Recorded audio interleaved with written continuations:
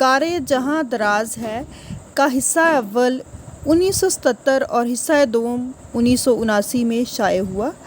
دونوں حصوں میں آغاز داستان سے پہلے اقبال کا یہ شعر، جس سے کتاب کا عنوان ماخوذ ہے، درج ہے: باغ بہشت سے مجھے حکم سفر دیا تھا کیوں، باغ بہشت سے مجھے حکم سفر دیا تھا کیوں، کار جہاں دراز ہے اب میرا انتظار کر۔ باغ بہشت سے مجھے حکم سفر دیا تھا کیوں، کار جہاں دراز ہے اب میرا انتظار کر۔ یہ شعر بال جبریل کی تیسری غزل کا چھٹا شعر ہے۔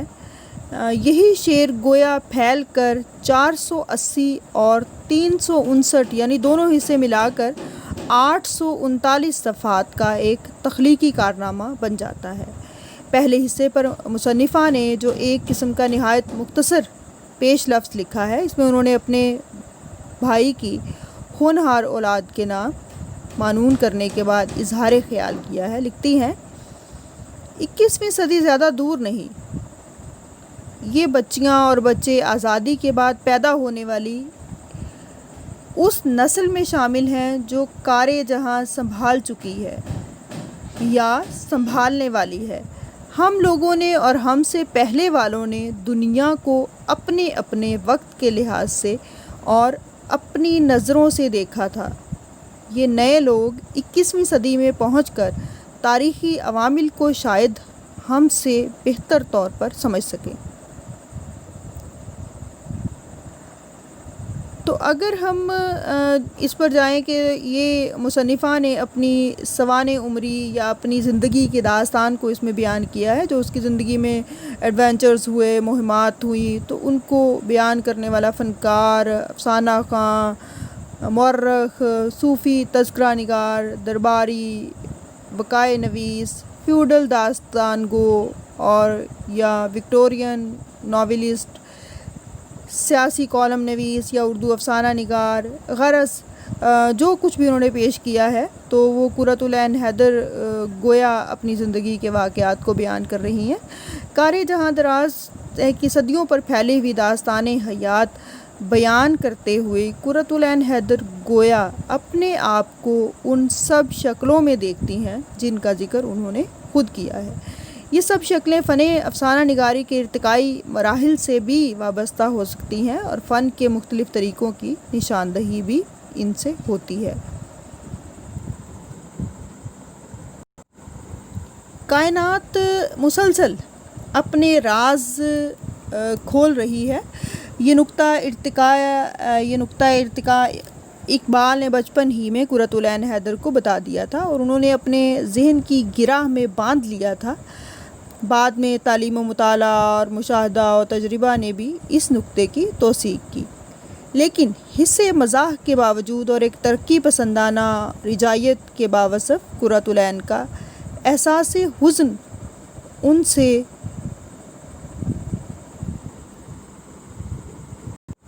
سونیا بڑی خوبصورت جگہ ہے کہلوانے کے ساتھ ساتھ اپنی تمام بہودگیوں کے باوجود تلخ، تیز، تند فکرے بھی کہلواتا ہے، جو چغلی کھاتا ہے کہ قرۃ العین حیدر کے ذاتی تفکر کی سطح بہت بلند نہیں، صرف شخصی اور جذباتی ہے، اصولی اور کائناتی نہیں۔ انہوں نے پڑھا بہت کچھ ہے مگر اپنے انفرادی تجربے و احساس سے آگے بڑھ کر سمجھنے کی کوشش بہت ہی کم کی ہے، اس لیے ان کا سارا جو زور ہے وہ ایک نیم پخت تصوف میں گم ہو جاتا ہے۔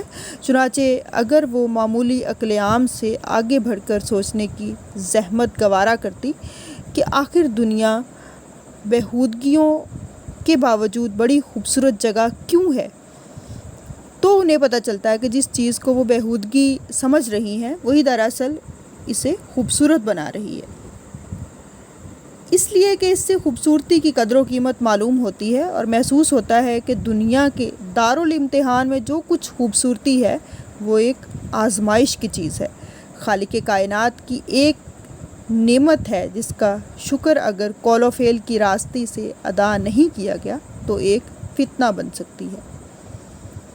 اس احساس حقیقت کے بعد دنیا کی آزمائشوں کو بیہودگیاں قرار دینے کی جھنجھلاہٹ سرزد نہیں ہوتی، بلکہ انہیں صرف ذہن و ضمیر کے لیے ایک چیلنج اور تعمیر سیرت نیز ارتقاء شخصیت کا ایک زبردست عامل تصور کیا جاتا ہے۔ یہ حکمت کی بات ہوتی ہے جو خود خیر کثیر ہے، اس لیے کہ خیر کثیر کا سرچشمہ ہے۔ یہ حکیمانہ خیر ہی زندگی میں حسن و صداقت کا معیار ہے اور تمام انقلابات زمانہ میں صلاح و فلاح کا ضامن ہے۔ تو اس طرح اس میں جو خوبیوں خامیوں پر اگر بات کریں یا اس کو مزید اس کی تفصیل میں جائیں، چونکہ یہ ہمارا بنیادی موضوع نہیں ہے، لیکن اس کے بارے میں آپ سے سوالات پوچھے جا سکتے ہیں کسی بھی انٹرویو میں، کہیں بھی کسی ٹیسٹ میں، یا کوئی PPSC کا ٹیسٹ ہو یا کوئی ایڈمیشن کے حوالے سے ٹیسٹ ہو، تو اس میں سوالات پوچھے جا سکتے ہیں۔ تو اس لیے ضمنی سا تعارف جو ہے وہ آپ کو ہونا چاہیے۔ یہ چیزیں جو ہیں یہ آپ نے تفصیلاً پڑھنی ہے، جب آپ کے پاس وقت ہو تو آپ کو یہ سب کچھ جو ہے وہ خود سے دیکھنا ہے، خود سے پڑھنا ہے۔ اب ہم بات کریں گے ناولٹ پر، اور ان کا پہلا ناولٹ دلربا ہے۔ یہ مٹتے ہوئے جاگیردارانہ سماج کی داستان ہے، جس میں ایک طرف ایک خاندانی طوائف گلنار اور اس کی بیٹی گلرو ترقی کر کے ایک ماڈرن فلم کمپنی چلا رہی ہیں اور جدید تہذیب کی شاندار زندگی بین الاقوامی سطح پر جملہ سامان عیش اور شہرت و عزت کے ساتھ گزار رہی ہیں، جبکہ دوسری طرف جسٹس رفاقت حسین اور ان کے بیٹے وکیل سید شفاعت حسین زوال کی اس حد کو پہنچ جاتے ہیں کہ نہ صرف یہ کہ تعلقہ ضبط اور کوٹھی فروخت ہو جاتی ہے، بلکہ اس اعلیٰ شریف خاندان کی چشم و چراغ دلربا کے نام سے گلنار اور گلرو کی فلم کمپنی میں ایکٹریس بن جاتی ہے اور ترقی یافتہ طوائف کے خاندان میں جذب ہو جاتی ہے۔ یہ شاید قانون مکافات کے تحت قدرت کا انتقام ہے۔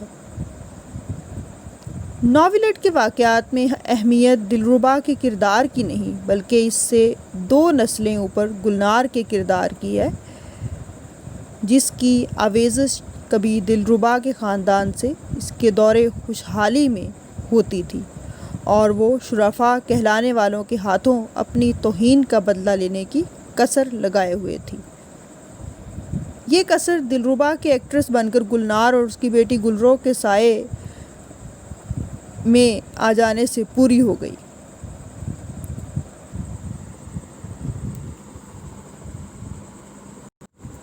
چنانچہ خاتمہ داستان یوں ہے۔ گلنار باتوں کے موڈ میں تھیں۔ بتایا کہ دلربا ان کے ساتھ گلستان میں ہی رہتی ہے اور گلرو اسے اپنی اولاد کی طرح رکھتے ہیں۔ آپ تو جانتے ہیں میری گلرو کے ہاں 3 لڑکے پیدا ہوئے۔ میری والدہ مرحومہ اپنی نواسی کا جشن ولادت دھوم دھام سے منانے کا ارمان دل میں لیے دنیا سے رخصت ہو گئی، مگر خدا کا شکر ہے اس نے گلرو کو ایک بنی بنائی بیٹی اور مجھے نواسی عطا کی، اور اس کارساز حقیقی کے قربان جاؤں جس نے ایک طویل مدت کے بعد میرے کلیجے میں ٹھنڈک ڈالی۔ یہ بیان شاید معاشرتی طنز کی تلخی سے لبریز ہے، اس میں صالحہ سال کی تہذیبی کشیدگی موجود ہے۔ طوائف کے یہاں لڑکے ہی لڑکے اور ایک شریف خاندان کی بنی بنائی بیٹی، طوائف کے خاندان کی فرد، یہ انقلاب زمانہ کی بدترین مثال ہے۔ اس سے اگر ایک خاندانی طوائف کے کلیجے میں ٹھنڈک پڑتی ہے تو وہ گویا قدرت کے قانون مکافات کا ایک اعلیٰ مجسم بن کر سامنے آتی ہے۔ گلنار کے کلیجے کی گرمی دیکھیے۔ گلنار نے تسلیم عرض کی، اس کا دل دھک سے رہ گیا اور اس طرح دار نوارد کو دیکھتی رہ گئی۔ اپنی تصویر سے زیادہ خوبصورت اور مجسمے تکبر و نخوت، خیر ٹھیک ہے جتنا بھی غرور نہ کریں کم ہے، اللہ نے انہیں کیا نہیں دیا، شرافت، دولت، عزت، وجاہت، اور ہم کون ہیں؟ خدائی خوار، اٹھائی گیرے، اس نے خود ہی سر ہلا دیا اور اپنی ان کی دنیاؤں کے تفاوت پر متحیر ٹکٹکی باندھے ان کی شکل تکتی رہی۔ یہ بیرسٹر رفاقت حسین، بعد میں جسٹس کے ساتھ گلنار کی پہلی ملاقات کا ذکر ہے۔ دونوں جوان تھے، ان کی دنیائیں ایک دوسرے سے بالکل مختلف تھی۔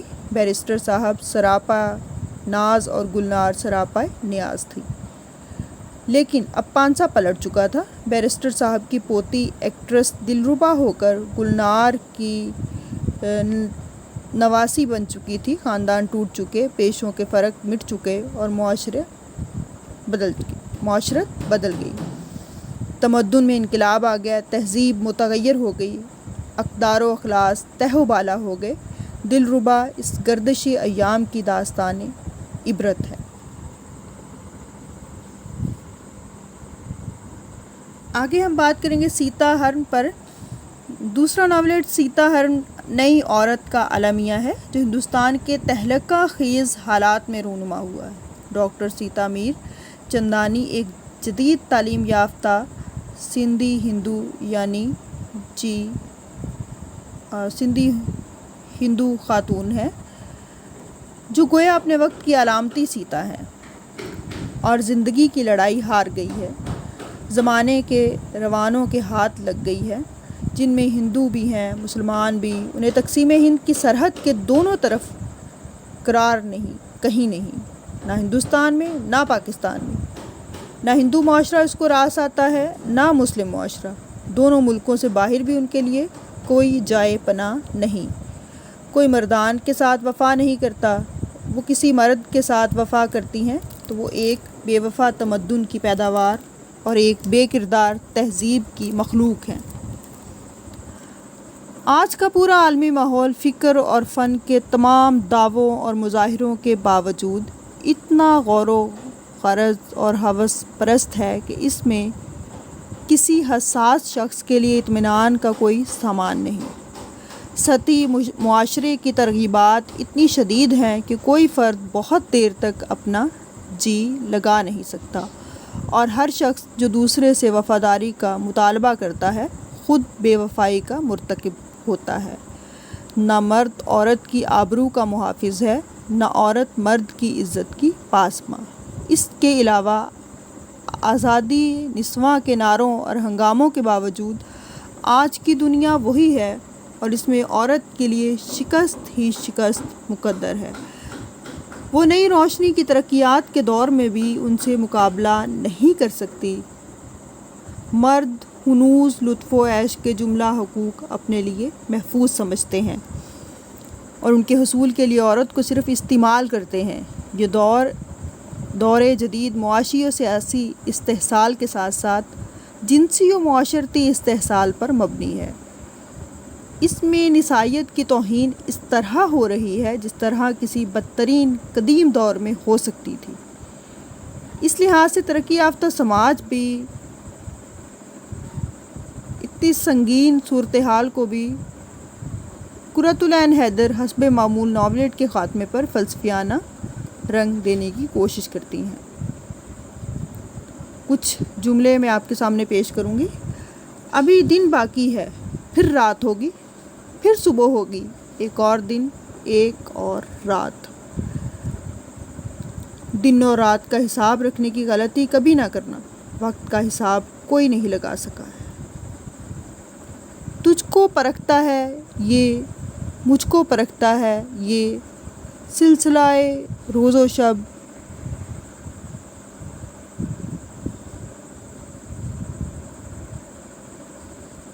زمانے کا یہ تصور تسکین قلب کے لیے تو اچھا ہے، مگر اس سے ایک بسیط بے پرواہ بے فکری اور بے نیازی کی بو آتی ہے، اور تمام خرابی ماحول کا ایک جواز ملتا ہے۔ ایک طرح کا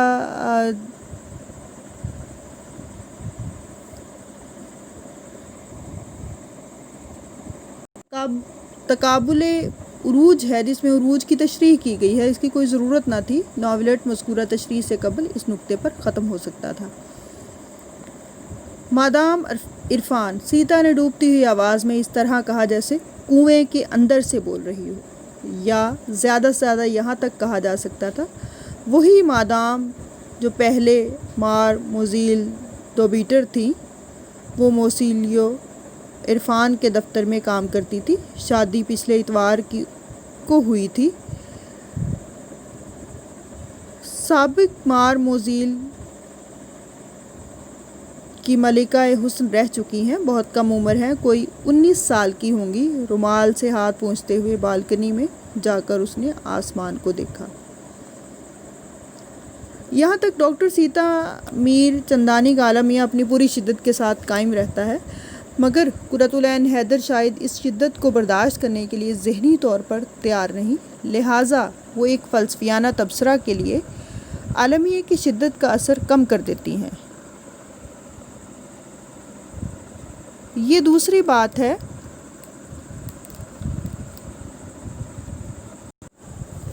سیتا ہرن ہندوستانی عورت کی ٹریجڈی ہے. وہ مشرقی اقدار کے مطابق اپنا گھر بسانا اور گھریلو عافیت حاصل کرنا چاہتی ہے. ایک مرد عرفان سے شدید و گہری محبت کرتی ہے اور اسی کی ہو کر رہنا چاہتی ہے, مگر حالات اسے دوسرے مختلف مردوں کی آغوش میں ڈال دیتے ہیں, یہاں تک کہ وہ ان میں سے ایک جمیل سے بیاہ بھی کرتی ہے تو وہ راس نہیں آتا, حالانکہ اس کے ذریعے وہ سندھ میں اپنے کھوئے ہوئے وطن اور اس کی تہذیب کی بازیابی کی تمنا رکھتی تھی. آخری کار جب وہ اپنے محبوب عرفان کے بہت قریب آ جاتی ہے تو وہ بھی اس سے دور ہو جاتا ہے, اور اس طرح جدید تعلیم یافتہ اور آزاد و ڈاکٹر سیتا میر چندائی کی ایک عمر کی جنسی مہمات ان کے وجود پر ایک بلا بن کر ٹوٹ پڑتی ہیں. واقعی یہ وقت کا محاسبہ ہے. تجھ کو پرکھتا ہے یہ, مجھ کو پرکھتا ہے یہ, سلسلہ روز و شب حیرنی کائنات. یہ بھی اقبال کا شعر ہے. مسجد قرطبہ میں ہے, بال جبریل میں ان کی نظم مسجد قرطبہ شامل ہے. قرۃ العین حیدر خاتمے پر جیسا ذکر ہو چکا ہے کہ شعر کا حوالہ دیتی ہیں اور ایک نیم صوفیانہ نیم فلسفیانہ بے فکری و بے نیازی کا تاثر پیدا کر دیتی ہیں. مجموعی طور پر ناولٹ ایک زبردست تمدنی مرقع ہے اور ہندوستان کے تناظر کی وجہ سے جدید تہذیب میں ہندوستانی عورت کی بے کسی, بے راہ روی اور بے بسی کی ویسی ہی بلکہ اس سے بھی زیادہ المناک داستان ہے جیسی اطالوی ناول نگار کے ہاں ملتی ہے. اگر سیتا ہرن کا انگریزی ترجمہ دی ویمن آف انڈیا کے عنوان سے کیا جائے تو عالمی ادب میں اس کی شہرت اہمیت ممکن ہے کہ اطالوی ناول سے کچھ زیادہ ہو, اس لیے کہ تہذیبی و عصری حسیات اور مواد حیات سیتا ہرن میں دی ویمن آف روم سے زیادہ ہیں. سب سے بڑھ کر یہ کہ اردو ناول میں عریانی نہیں اور شائستگی زیادہ ہے, جبکہ اطالوی ناول میں مبالغہ آمیز حقیقت پسندی یا فطرت نگاری کے نام پر شائستگی کی بہت کمی اور کافی عریانی ہے, بلکہ ایک قسم کی وحشت اور بہیمیت ہے. مگر بھی معاشرہ اس وحشت کا کتنا ہی دل دادا ہو. واقعہ یہ ہے کہ قرۃ العین حیدر کی ناولٹ میں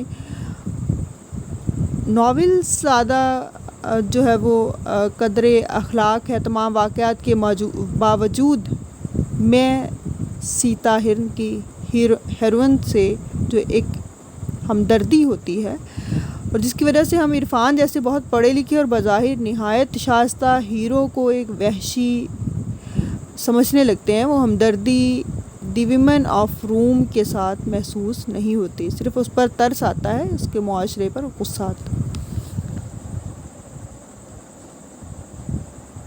تو اس طرح ابھی یہ دو ناولٹ جن پر ہم نے بات کی ہے ذرا تفصیلی اگر ہو گئی ہو تو زیادہ تفصیل میں آپ لوگوں نے نہیں جانا, آپ لوگ اس کو شارٹ کر کے اور مزید مختصر کر کے بھی اس کو پڑھ سکتے ہیں یا لکھ سکتے ہیں. تو آگے جو ہے وہ ان کے دو ناولٹ جو اور ہیں ان پر بھی بات ہوگی. باقی اگر کوئی ان کی تصنیف رہ جائے جس پر بات نہ ہوئی ہو تو آپ اس کو بھی دیکھیں, چونکہ وہ بہت زیادہ لکھنے والی خاتون تھی تو بہت ساری ایسی چیزیں رہ جائیں گی جو کہ ہم جن کو ڈسکس نہیں کریں گے، اور آپ لوگوں نے جب وقت ملے اس کو دیکھنا ہے، چونکہ جو آپ کے سلیبس میں شامل جتنے بھی رائٹرز ہیں ان پر کسی بھی طرح کا سوال آپ سے پوچھا جا سکتا ہے۔ اس پیپر میں تو خیر نہیں پوچھا جائے گا، لیکن جب آپ کوئی ٹیسٹ دیں گے یا انٹرویو دیں گے تو اس میں جو ہے وہ آپ سے ضرور پوچھا جائے گا۔